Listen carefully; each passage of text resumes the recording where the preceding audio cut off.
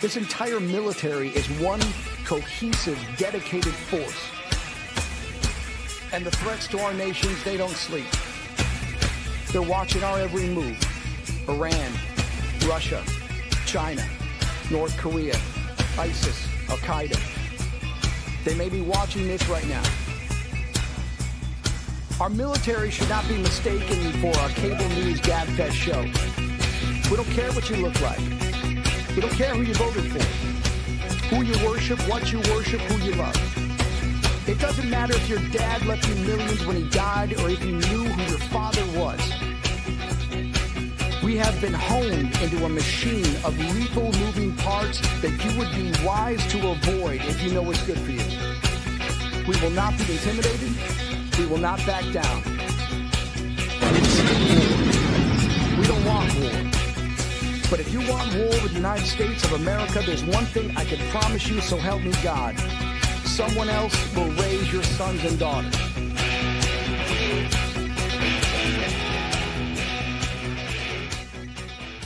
Opinions expressed in this program are those of the speakers and do not necessarily reflect the views or positions of any entities they represent. Find us on the web at mbradio.us. Let's face it, life after service ain't always easy.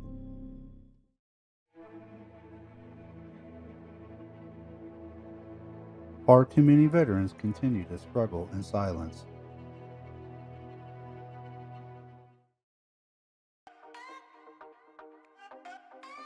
But you don't have to fight this battle alone, because we are here to help. This ain't no group therapy. It's the after party to the battle. Full speed ahead, after battle. Real talk, real stories, no BS. All right, ladies and gentlemen, welcome to another weekly episode of Full Speed Ahead After Battle. As always, I am your host, Josh McCabe, here on Military Broadcast Radio, where we give the voice to the veterans. What's going on this last week? A lot of stuff going on. Keeping you up to date on a few things, as many of you are aware. Announced last week, we got the Battle Buddy Throwdown coming up in April 18th. That's next year. That is a cornhole tournament to raise awareness for veteran suicide. All donations will be going to the local Fort Worth chapter of the Irreverent Warriors. So make sure y'all stay tuned for all of that coming up. Also coming up, a big thing coming up. If you have not joined yet, make sure you go to the Facebook group, VFW Texas Suicide Awareness, because we are partnering with the filmmakers of American Sons documentary. Only members of that group are going to be able to join and register to watch that film exclusively from December 18th through December 22nd at your leisure, and then December 22nd at 7 p.m. Central live here on Full Speed Ahead. We're going to be doing a Q&A with the filmmakers and the Marines of that documentary. If you have not seen that yet, it's coming out on PBS in January. So this is your chance to get ahead, see it ahead of time. It is about a group of Marines that came back from war. One did not make it back from war. Some were dealing with suicide, drug addiction, issues with the VA, which I know where a lot of us are aware of. Great film. I was able to attend the premiere screening here in Fort Worth with those, with the Fort Worth Film Festival. They're working on the awards and everything. Met the producer, director, some of the guys, the Marines in there. Great group of people. Again, if you want to see this before it comes out and get your questions in, that is the VFW Texas Suicide Awareness page. Register on the link in there. You can put your questions in there. You can tune in live, ask your questions live, or don't. I mean, it's up to you. But I highly, highly suggest that you do this. It's going to be a great thing. What else is going on? Unfortunately, last Thursday, the Cowboys played the Lions, and that sucked. Let's just say it. I mean, the only good thing about that game was Aubrey. I mean, the dude is on fire. He is killing it, racking up points on fantasy points. Unfortunately, I don't have him, but he's outscoring wide receivers. He's outscoring quarterbacks, everybody else.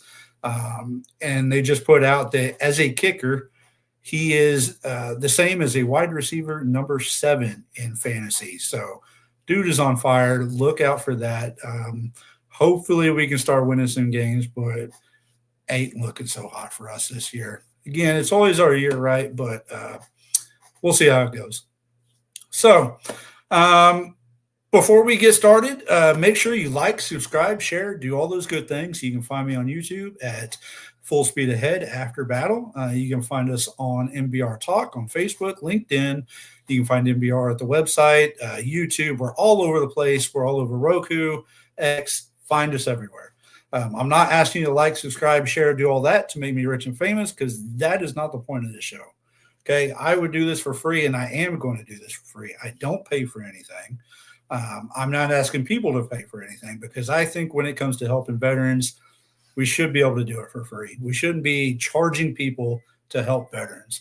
And this show is about helping veterans with that ultimate transition from service to the civilian life. Because a lot of people, it's arguably one of the highest things when it comes to veteran suicide is that transition period. A lot of times we fail because we don't have the help, and I don't think that we should be charging people to get that kind of help.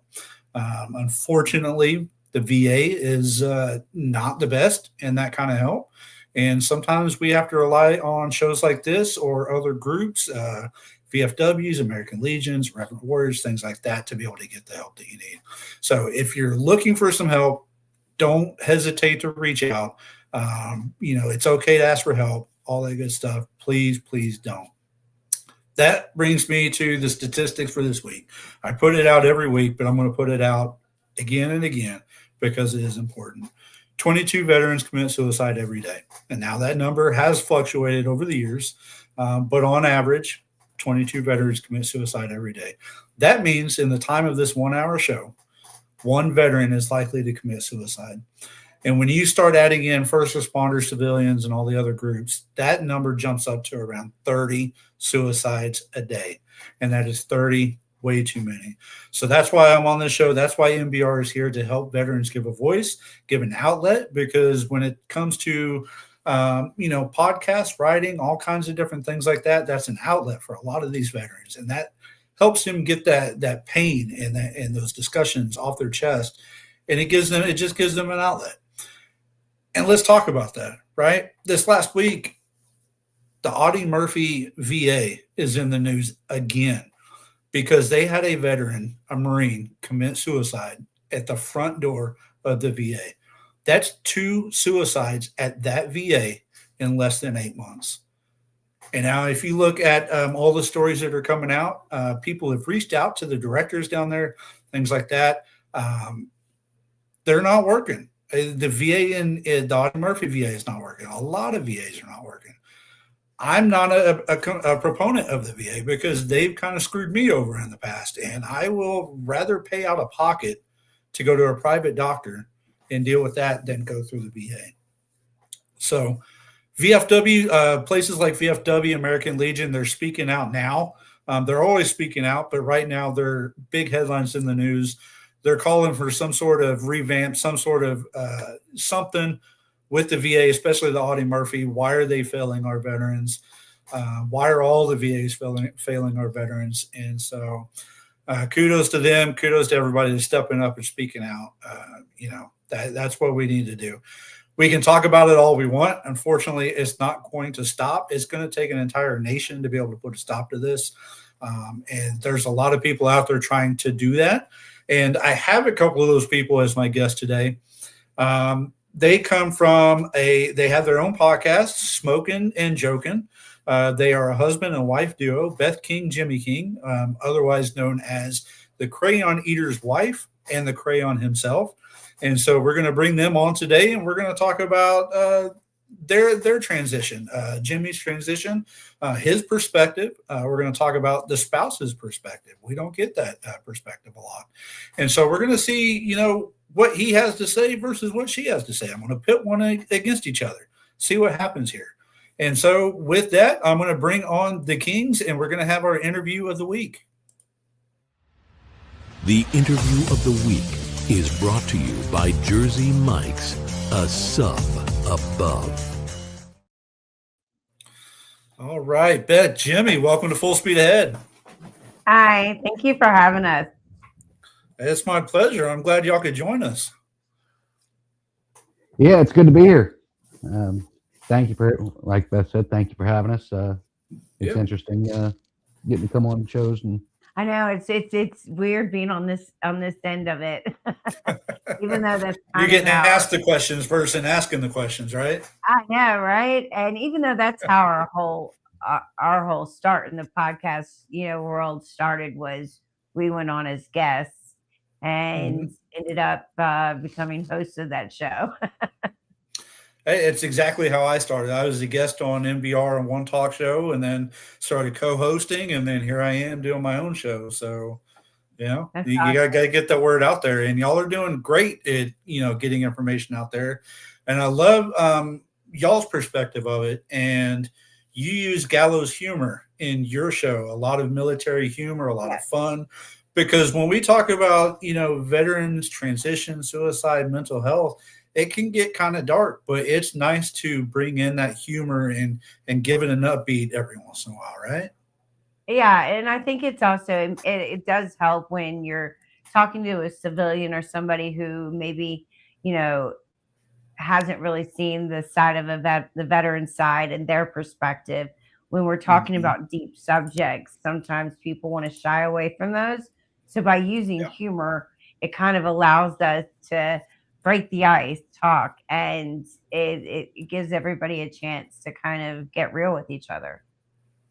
Absolutely. So before we get started, why don't you kind of take turns and introduce yourself and tell us who the Kings are? I'm Jimmy King, your resident gimp, I guess you could say. I was in the Corps for 9.5 years.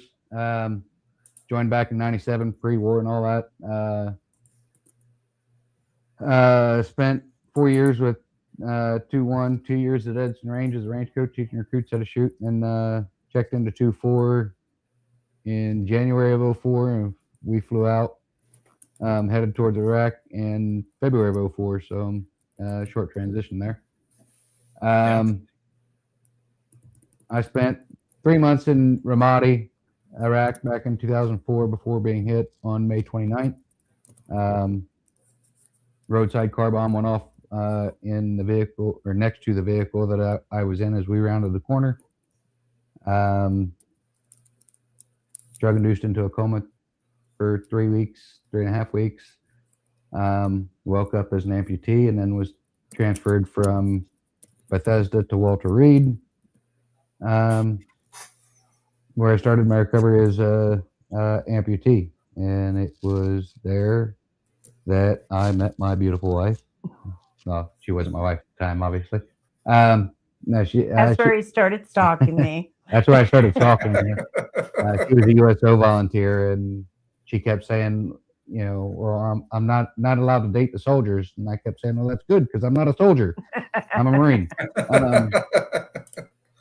But I will, only half jokingly, mostly seriously, I guess, as far as it goes, tell everybody that getting blown up was, for the obvious physical reasons, the worst thing that ever happened to me, but it was also the best, because if I wouldn't have been blown up, I wouldn't have been at Walter Reed. If I wouldn't have been at Walter Reed, I wouldn't have met my wife. Wouldn't have met my wife, wouldn't have 3 beautiful kids. So, like to think that everything happens for a reason. Sometimes you just have to wait and see what it is. It can be difficult in the rough times to remember that, but it's what I like to tell myself anyway. And for me, I personally, I grew up in a very patriotic family. Like we were talking about, almost everybody in my family served. I have a brother who is actually one of the 22 a day. But also, at the point that I went to Walter Reed, my mom had just passed away, and I was just on a self-destructive phase. and decided I needed to do something to think about someone else other than myself. My mom was a USO volunteer, so that's when I decided to start volunteering with the USO in 2003, and was at Walter Reed, where, like I said, my husband started stalking me. And then we ended up dating after I went to another charity organization. I didn't break the rules.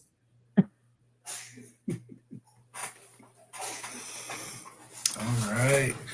So let's get into it then. So y'all weren't together before he transitioned out, and obviously, Jimmy, Well, we were you kind of got together. out. We were Okay. together during his transition out. Okay. We weren't together during his service and his injury. Like, we literally met within a couple months of him being injured. I used to take the guys. We had a thing called Friday night dinners. It was a way to kind of reintroduce the guys back into, going out and doing things and going out in public and stuff like that. And that's where I met Jimmy. So I did know him and was very much a part of his getting out, because he was in for 2 years at Walter Reed before he actually transitioned out. Okay. So, Jimmy, obviously it wasn't your decision to, transition out of the service, right? Because I imagine you probably would have stayed in if you could have. But yeah. Just minor caveat to that was I had the opportunity to stay in if I would have been overly vocal and really fought for it. The stipulation that they told you if you asked was you had to be able to physically complete the job you were given as far as that goes. If you couldn't, they would send you back to school, but it was primarily assumed, especially for those that were amputees as far as it goes, it was primarily assumed that you were going to get out. I was infantry and just not ready for a desk job, so I didn't fight what their assumption was and said thanks for your time. All right. So let's talk about that transition out then. What did that look like for you going back into the civilian world, and where did you go from there? And, Beth, if you want to talk from the spouse's side, or at the time, y'all were together, because I know the veteran story is one thing, but then the spouses or the better half is sometimes a completely different story because they see things differently than what the veteran does. So what did that ultimate transition look like for you? Did you go out and get a job? Did you go to school? What did you do? Well, if I'm completely honest, when I first got out, I overly enjoyed retirement for a while. But before actually getting out, as far as it goes, when I was going through the med board process, one thing that I would say that I've heard has been improved some, especially with all the Wounded Warrior battalions and stuff like that have been created. None of that was it. That it was all being formed, or had just been formed, and they were still working out a lot of the kinks and stuff. And one of the things that I found at that point that was a real issue was your, what do they call it, TAPS classes and stuff, as far as that goes. Everything was designed for someone who had just done their 4 years and was getting out, or however many years they had done, as far as it goes. But there was I'm sitting in a room full of people that are just transitioning out after their EAS, as far as it goes, and I'm being told, if you think that there is a medical issue that could be service related, you'll want to set up an appointment at the VA and let them decide if it's service related. As I'm sitting there with me and 2 other amputees and one guy who who was blind due to facial injuries and stuff, as far as that goes, and we all just started chuckling. And even the guy who was doing I think it was actually a civilian that was paid to come in and give the class. He's like, is there something funny? It's like you're talking to a bunch of combat, or you're talking to those of us that are laughing are combat veterans who were injured. There is nothing that's not wrong with us, or however, basically everything that could be considered wrong with us is service related. I mean, what do you mean if we think that there's something that could be service related? And that's how every class went. Mhm. And when we, like, what are they called? Trying to get it, resumes. Yeah. Doing the resume classes, they would say, well, you can take the write up for your MOS and use it as a description for the job that you was doing. And when I would ask, okay, so I was infantry, how do I convert that into something that civilians are going to understand? And what would be an admin job, sitting behind a desk doing something? In the infantry, you don't sit behind a desk and do all this stuff as far as it goes. But there's like, well, there's websites out there that can help you, but they couldn't tell me the names of any of the websites. Right. So it's like, how am I supposed to translate all the stuff that they don't give you certificates for, but you're expected to do? Once you become an NCO, you might as well have, maybe not a degree, but definitely certifications in project management. And I had a list of different things in my head, and now I can't remember what it was. But I mean, all the stuff that you do, you don't actually get trained for. You learn as you go, and then apply it into leadership roles. All the leadership skills that they teach you to utilize as a squad leader or a platoon sergeant, but you don't get certificates for anything like that. So even if you are good at crafting words and creating creative ways to describe all the stuff that you did, describe taking accountability for 28 other guys and all their gear, making sure that they're making appointments, making sure this squad's doing one thing, that squad's doing another, and the third squad's doing a completely different thing, and managing all those tasks and keeping track of millions of dollars worth of gear and ammo and weapon systems and everything else as far as it goes. A lot of the civilian employers look at it and go, but where's your certificate? Where's your degree? Right. And that can be extremely frustrating, because it's like, I think for Jimmy, it goes back to the running joke of my degree is a degree from Hard Knocks. I think for Jimmy, a lot of where he ran into issues was the things he had planned on doing before injury, after service, which was a police officer, Homeland Security, one of the three, initials. Oh, your federal acronyms. Federal acronyms. Sorry. More physical jobs, where now, because of his injury, because he's an amputee, he's limited on all those physical jobs. And how does he make his work as a grunt work on a resume that's going to be an admin job? I think that was an issue that I saw.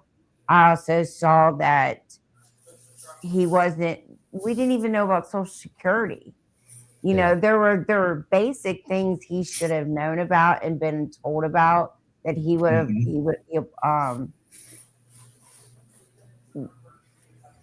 It was he just could have over. applied for. Yeah, sorry, he It was could have just applied over for. 3 years Yeah, after retirement that someone said, "Well, you're getting Social Security disability, right?" No. Yeah. It's like, why not? It's like, am I supposed to? No one told me that I was able. I mean, the back pay if you check said when I social, finally filed it was amazing, but yeah. Yeah. When someone said, before when someone said Social Security, I was like, dude, I'm 27, 28, whatever it was at the time of retirement. I'm not 65 yet. How am I supposed to get Social Security? And it's like, no, there's a completely different section of Social Security completely for those that have disabilities. And, I think for Jimmy, when it comes to like really getting back into society, like if you ask me what it looked like, it looked bleak. It looked, he very much, just huddled in our apartment and played video games, and he didn't really interact with the world. There were things he still did.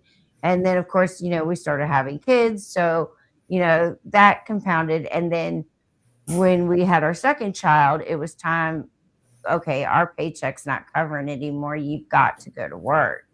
And that's when he finally, but at that point, he had been out for almost 5 years. So the first 5 years was tough. I think he lost himself, a sense of who he was, because I don't know what the best word to say. He struggled with, not being able to do the normal things that a dad would do, because of his injuries, teaching your kid how to walk or, being able to do certain things. Our son, we thought he was going to hop for the first. Our oldest, when he was infant, we had one of those hang in the doorway bouncy chairs, and he would literally bounce himself to sleep in it. Yeah. And all day. When it came time to start trying to teach him to walk, I wasn't in my prosthetic, so I'd lean over and he'd hold on to my fingers, and he'd take a step, and then he'd take a second, and then he would feel me kind of hop forward to, so I didn't just fall over. And him feeling that hop between seeing me hop all the time, bouncing in his bouncy chair all the time, and or if there was times I would pick him up and, I would hop a few times to go from couch to recliner or, whatever as far as that goes. He was just used to that movement. So he would feel me hop and he would just decide that he was going to start bouncing. And I stayed connected and involved with, different charity organizations. I've worked for a couple over the last 20 years. So we still did things like he did marathons to, show our kids that no matter what your limitations are, you can do anything if you put your mind to it. He did them on those hand crank bikes. So we really did stay active in the veteran community. But I think for us, it wasn't until probably, in the last 5 or 6 years that we've really kind of stepped out of, one, we have 3 children. And our youngest is 10 years old. So we've been mainly at home raising our kids, but we finally gotten to a place where we could go out and help the veteran community. Sparked on my brothers, because he did commit suicide about 12 years ago. It's really the epidemic of, veterans committing suicide, the stigma with mental health and addiction, that we really decided to do what we could to help our fellow veterans and build a community that they could come, and if I can make somebody spit their coffee out in the morning and get them out of that dark place, then I've done my job. Right. We really believe in healing through laughter. Yeah, And some of the things absolutely. we've been through, we've had to laugh at. Absolutely. So, we mentioned the tap class a couple of times, and I know when I got out in 2011, it was a couple of days, and it's go to the Home Depot website, go to the Walmart website, update your resume. It doesn't help. I mean, they don't translate, like you said, Jimmy, those skills of how do you go from kicking down doors to sitting in an office because that's all you can do, right? And so they need to update that. But then again, for those that have the spouses and the kids, the family doesn't get any kind of that training or any of that assistance. So it's like they need the help as well, how to deal with the veteran that's going through that, right? And so that's when you start talking about veteran suicide awareness, and you got to talk about the prevention, the intervention, and then the postvention. The training and talking with the family is just as important as it is with the veterans. And unfortunately, as far as I know, the military does not provide those classes to the spouses and the families. And that's definitely something that they need to be doing, right? I mean, it's absolutely. amazing. I think I liked what you said in the opening when you were talking about, well, I didn't like what you said, but you were right when you said the VA is not really helping these guys and giving the resources, the things that they need. And we have to do it, and we have to help each other, whether it's watching a podcast or going to a group. We've got to search this stuff out. And I know one of the things that why we started doing what we were doing, or what we are doing, is a veteran, a friend of ours, was in desperate need of a wheelchair. He had one of those crappy ones at the hospital that you get when you're wheeling somebody in at the ER. And he needed something better and something that would fit in his house, and couldn't get it. And he was getting ready to have back surgery. I made a couple phone calls, and luckily I knew just a few people who knew somebody who got him a wheelchair in a few days. Like, I think the day after his surgery, he had a wheelchair delivered to his house. And then an organization, Wheels for Warriors, stood up and made him his wheelchair specifically for him. And that right there showed me the power of what it is when some veterans get together and work together, the things that we can do. Right. Absolutely. So we're going to take a quick break real quick. And then when we come back, we're going to talk about the nonprofits that y'all are starting, or you're doing. So we're going to be right back if I can find the right button. There we go. All right. Sorry, it's been a long day. We'll be right back after this song.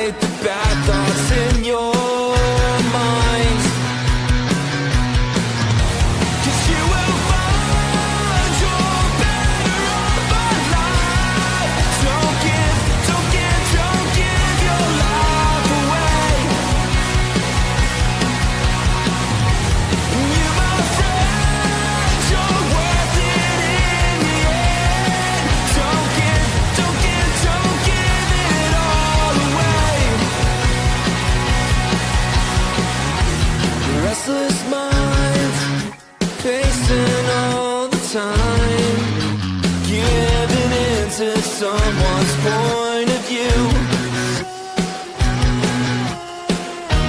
And over time, when you step back from that line, you see you're not alone and we're all afraid. 'Cause you will find you're better off alive. Don't give your life away. You, my friend, you're worth it in the end. Don't give it all away.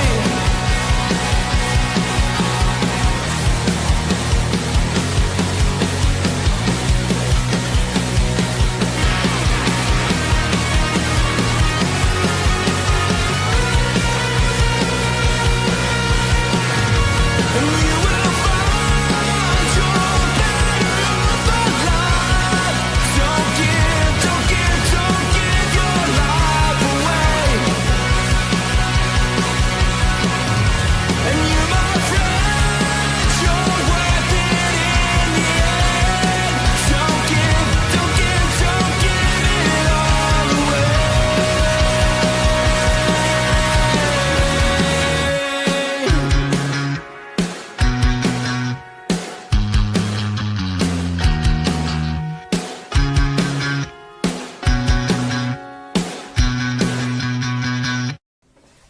Love you, Daddy. Love you too, girls. Good night. All right, we're back on Full Speed Ahead After Battle on Military Broadcast Radio. My guests tonight are husband and wife duo, Jimmy and Beth King. That was Die Tired, Better Off Alive. If you go to the NBR website, we do have a shirt collaboration with Die Tired. Great band. We have a lot of their videos on our pages here, and so we did a collaboration with them. Make sure y'all go purchase those shirts. The proceeds are going back to the veterans, back to NBR, allowing us to do all of the work we do. Because while this is all volunteer, this doesn't run for free, and I'm sure y'all know how this goes. We're not here to get rich, right, guys? We're not here to make money off of this. We're here to help the veterans, but it's not free always. So, we left off. We were having a kind of a deep conversation. Let's get into something a little bit fun. And for the viewers that are tuning in, maybe there's some civilians out there and they don't know what a crayon eater is or what this is about Marines and crayons. I mean, we know what it is, right? Not even all service members ask. I still get service members who ask. Well, those aren't the real service. I'm just kidding. The real ones know what crayon, what the term is. But let's explain it. How did we come up with Crayon Eater's Wife and the organization that you're doing, your nonprofit? So Crayon Eaters came around the 1990s. I'm sure everybody knows what a jarhead is. And like true to form, and for any Marine, you try to insult them, they're going to lean into it. And so, they kind of owned the name Jarhead, and then it went to Crayon Eaters.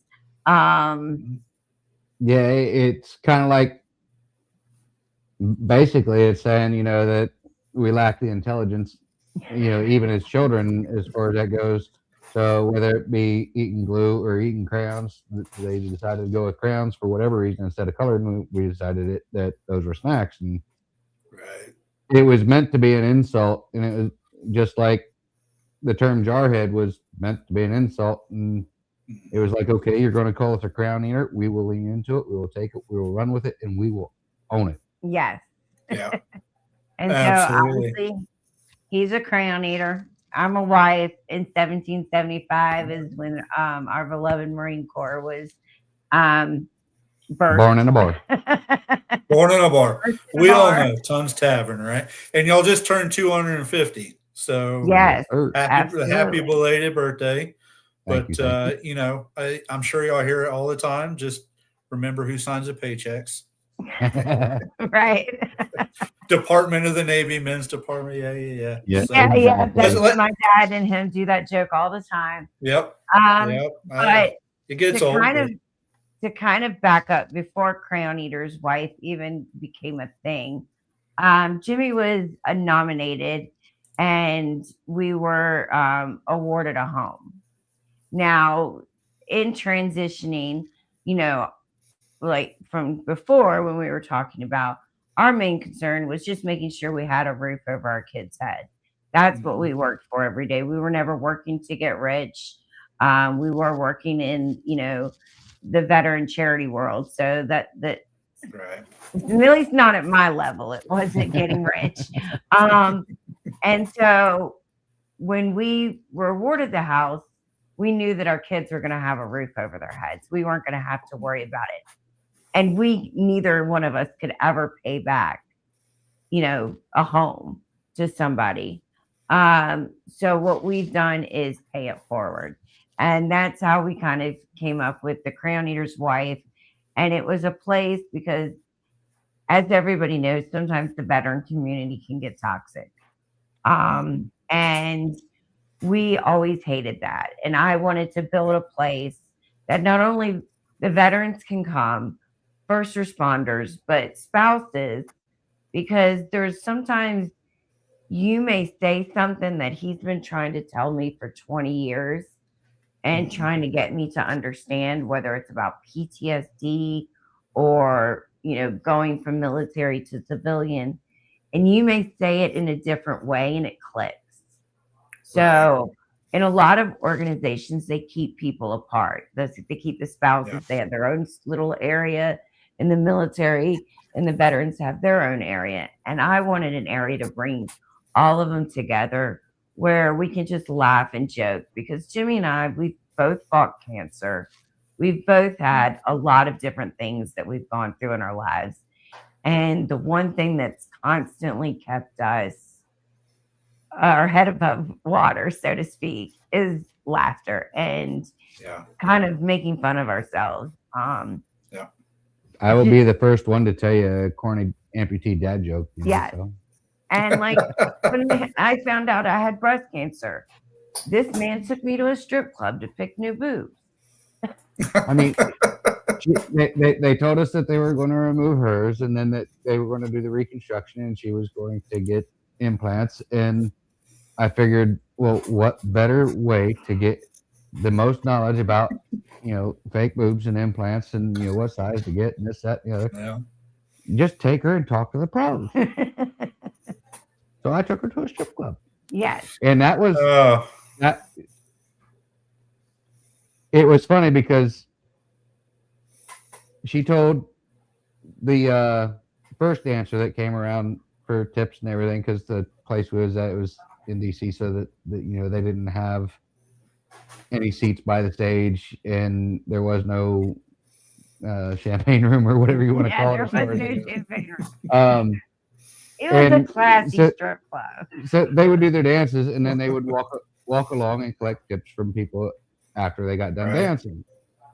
Well, I think that night Beth was actually the only girl in the audience as far as that goes, and or at least the first one. And the dancer was like, "Oh, so you came," and we kind of gave a brief description of why we was there, and that's all it took. She's like, "I'll be right back." She went down, got the rest of her tips, came down, sat down next to Beth, who was just, in deep with the conversation. She finally gets up and goes back, and from that point on, the rest of the night, the dancers would all do the same thing. They'd walk, they'd get their tips, they would look at us, smile, and hold up one finger and be like, "I'll be right back." Get the rest of their tips, come back, sit down, and they were all like, "Well, yeah, these are this size." And all every strip club I've ever been to is all hands off, but Beth was all able to test them out. And I just got sat back and watched. And that's just one of the silly things we've done. We've been like that ever since we've been together. We kind of, when we started dating, he was in and out of the hospital. He went through 7 different revisions, so it almost felt like we lived in the hospital. And I'm still waiting for my degree because I should have earned one after all that time in the Yeah, hospital. we should at least, be Right. RN or something. I mean, I Right. won't say doctor. Yeah, I'm not going to claim a doctorate. I'm not that good, but getting awarded to the house, we Yeah. decided to, start Crayon Eaters by 1775, the Facebook group. And it's been a whirlwind since then. I mean, really, I couldn't feel more blessed than to have gotten the opportunities like coming on your show, starting our own podcast. And, we've been our great friend, also our producer, he was like, okay, you guys have got to do this. So we decided to make Crayon Eater's Wife an actual organization, and we're working towards that right now. Um, and we cover laughter and arts because people learn to share their stories through whether it's music, writing, poetry, or going out and going on stage and telling your story through jokes. Either way, it's a way of us expressing ourselves and really healing our trauma, and really working through our things. I know that the only the only thing it isn't the only thing that you need is laughter. You do need to work through your stuff, but it really can help not only you process your story and what you've been through and how to move forward. And I think changing your perspective on things is so important. If we look at everything from a doom and gloom point, then that's exactly what it's going to be, and that's what you're going to continue to create. You try to take it from a different standpoint and put a little twist of humor on it. Um, it makes it easier to work through, and it also makes it easier to build a life beyond this. Right. Yeah, Well, that's awesome. Go ahead. Like some of the transition as far as what she was saying goes is, people who used to ask, I don't get it as much nowadays, but people used to ask now and again, what's it like being an amputee?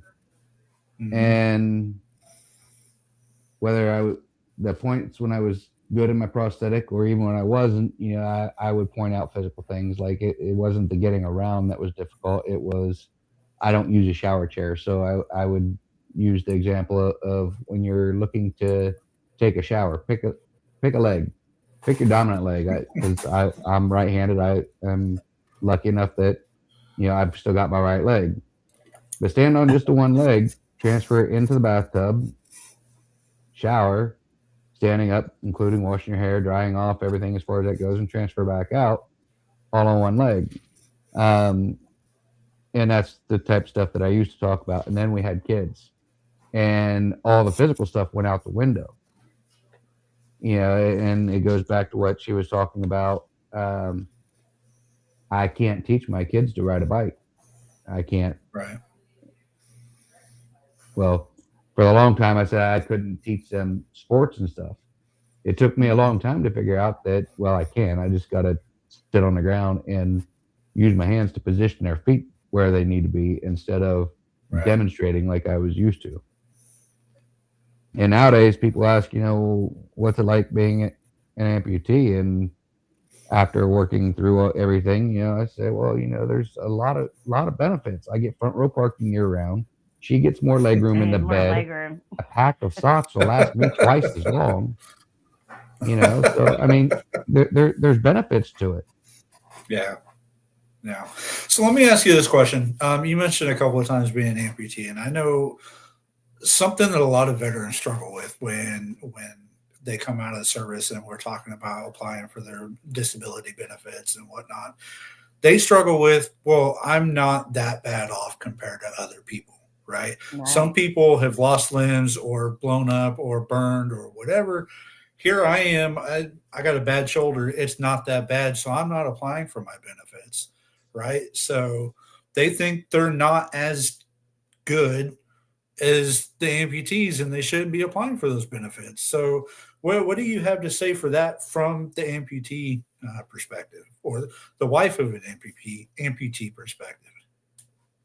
My first initial gut reaction is that's BS. Yep. You rate, they have ratings for a reason.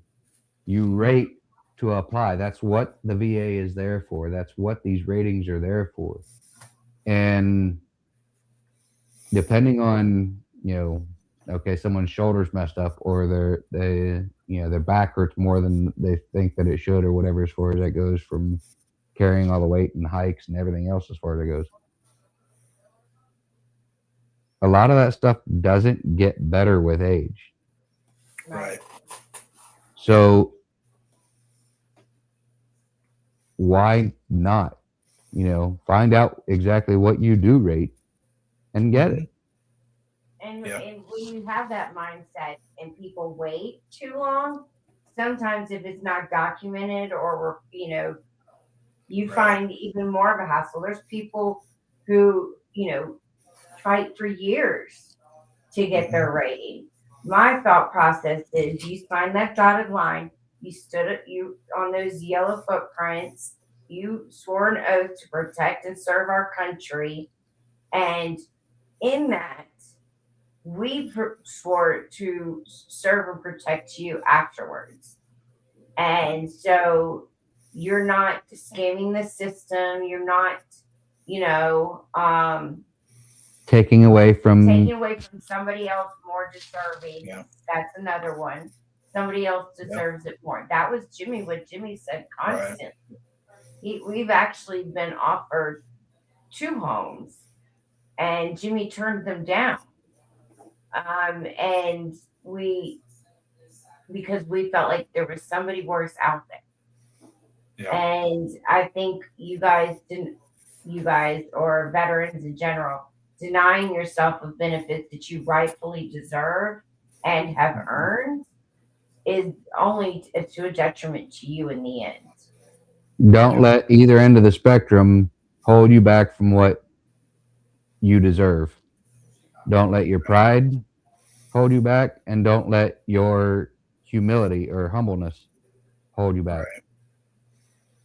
Right. I've been guilty of both, as far as that goes, in one way, shape, or form over the years. And yeah, because when Jimmy got out, he got out during the time where you didn't talk. The mental health services were not there. You didn't talk about your mental health. If you did, it could mess you up from getting clearances and stuff like that. So they actually deterred you from going to mental health. Well, he's not rated for PTSD. He's not rated for, his TBI because he was trying to protect this image. And now 20 years later, we're struggling with getting those ratings, or trying to decide if we want to go back and have them restructure his rating. Yeah. And absolutely. That's so one. Sorry, go ahead. No, I was just going to say that brings up 2 points. So one, a lot of people get in that warrior mindset when they're serving, and I've got to keep going with the mission. I can't go to medical because then they're going to boot me out. Doesn't matter. I don't care if you stub your toe, twist your finger, whatever. Make sure that it is documented, because 10 years down the road, when you try to do that, it's going to be 10 times harder to get it. And then, like y'all just said, just because somebody, you lost a veteran loses a leg, that's the most important thing to them. Another one is just, PTSD. That's the most important to them. Doesn't mean that one is worse than the other. Everybody has different experiences. So like you said, go file those claims. No matter what your issue is, you think somebody's got worse off, go file those claims. So look, we're coming up on the, you're not taking it from anybody else. The only people you're taking it from is the government, and the government owes you for all the crap that they put us through all those years. Right. So go get the money that you deserve. So we're coming up at the end of the hour, almost 8 o'clock. So I'm going to give each of you a couple of minutes to kind of speak your mind, speak your heart, put that message out there, whatever you want to put out there to the world, to the veterans, to the people listening. This is your chance. One, as far as everything that we've talked about, when it boils down to it, like Beth said, Crown Eater's Wife 1775 is our way of giving back, paying it forward a little bit as far as it goes, giving veterans, even our first responders, spouses, caregivers, and civilians or family members, or just general civilians as far as it goes, as long as you're supportive of the military, to come in and see how we communicate with each other. You know, a lot of guys, one of the things that they miss the most, besides the job itself, is the camaraderie and the smack talk and just the way we interact with each other when we're BSing around the barracks or sitting in the smoke pit or sitting on a fantail, as far as that goes, right. and joking around and razzing each other a bit. And then the dark sense of humor, the explicit or inappropriateness that we all get into as far as it goes. It's what we put on our page specifically so that they get that feeling that, you know, make people spit the coffee out. For the civilians or family members that come in, we just ask that you realize this is us. This is what we find funny. We may not say it all the time or whatever, but we do find this stuff funny. And there's nothing wrong with that as far as that goes. It can be healing to laugh at dark situations. Yeah, I'm just so incredibly grateful for the community that we have. We have a great group of admins that, you know, we're not only there just to make you laugh, but if somebody needs something, everyone knows that they can DM any of us. And I have somebody who's basically on shift 24 hours. So if you need to reach out to us, don't ever feel like, oh, I don't know her or I don't know him. Jimmy will answer the call at 3 a.m. for anybody. And I'm the same way. Well, text me first because I don't always hear my phone go off. But I will answer the call. If I see it come through, I always answer all my DMs. I answer my phone calls. That's the one thing I do love about our community is we are very supportive.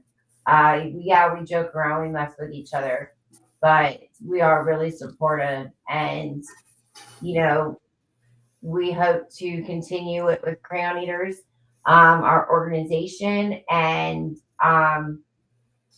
yeah. Like Beth said, it doesn't matter if you know us in any way, shape, or form as far as that goes. When it boils down to it, especially for our veterans and first responders, you know, you stood in a room, you raised your right hand, you swore an oath, same as me. That makes you family.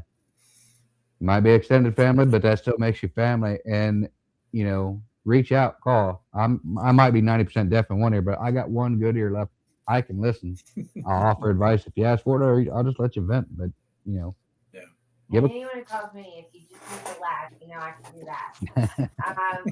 But we really believe that I Got Your Six is not just a tattoo, a cool fat tattoo you get, or a t-shirt slogan. It's the way we live our life. Yeah. 100%. Well, y'all said it best right there. So again, you know, thank you for coming on Full Speed Ahead. I appreciate, you know, the perspective of both of y'all. A great show, and congratulations with the nonprofit that you're doing. I know I follow the page and I see all the interaction going on. It's definitely fun. It's definitely that military gallows humor, and it's definitely a place for the veterans to come along. So, you know, great job. That website is in the links, y'all. CEW1775.org. Make sure y'all go check out the website, also the Facebook group. But I appreciate it, and hopefully I see y'all around on social media. Yeah, thank you for having us. All right, y'all have a great evening. Night, y'all. You too. Good night, everybody. All right, ladies and gentlemen, that does it for another episode of Full Speed Ahead After Battle. That was the Kings, or as we said, the Crayon and the Crayon Eater's Wife. Make sure you check out their website. It's in the links. A lot of good stuff coming up here on Full Speed Ahead and MBR. It's the holiday season. MBR is doing their donations, backpack donations, Christmas wreaths at the cemeteries. And again, a lot of things coming up. Next week, our guest is Adam Myers. He is a law enforcement officer, no longer serving. His story is about taking a life in the line of duty and the repercussions and the actions that came after that. So make sure you tune in next week. You can catch us here live on Full Speed Ahead After Battle on YouTube or any of the other streaming platforms that we're on. And don't forget, go check out the VFW Suicide Awareness page. That way you can get registered to watch the American Sons documentary and then tune in live on December 22nd here on Full Speed Ahead for a live Q&A with the filmmakers and cast of that documentary. So we'll see you next week, and y'all have a great week. And don't forget, it's okay to ask for help. Just reach out. We're all here for you. All right? Take care. Ladies and gentlemen, thank you for tuning in to Military Broadcast Radio. As we wrap up today's show, we want to remind you that the podcast of today's episode will be available right after we go off the air. So if you missed any part of the show or want to listen again, be sure to check it out. And remember, we're here to support and honor our veterans. Your stories and experiences matter, and we are committed to giving you a platform to share them. That's right. We're here to give our veterans a voice. So don't forget to catch the podcast and stay connected with us. Giving our veterans a voice.